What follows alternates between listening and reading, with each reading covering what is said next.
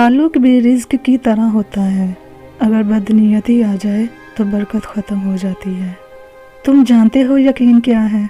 जब तुम पूरी तरह हार जाओ और फिर भी मुस्कुरा कर कहो कोई बात नहीं, वो रब है ना।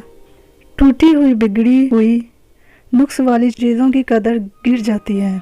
तो ये जापानी तरीका है कि टूटी हुई चीज़ों को कीमती धात जैसे सोने से जोड़ दिया जाता है ताकि इनकी कदर बढ़ जाए। इन्हें फेंक ना दिया जाए, इन्हें नाकारा ना समझा जाए। रुकें ज़रा, सोचें ज़रा, हमारे दिल, हमारे यकीन और हमारी उम्मीदें भी तो टूटी हुई हैं, फिर इन्हें किस कीमती धात से जोड़ा जाए।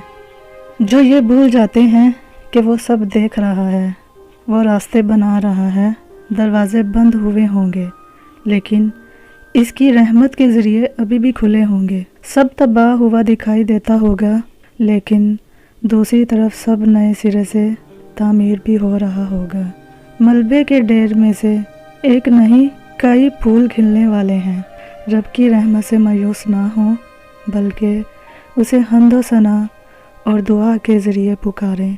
दिल अपने रब की याद की तरफ लपकता है, इसे मायूसी और उदासी के अंधेरों में गुमराह ना करें।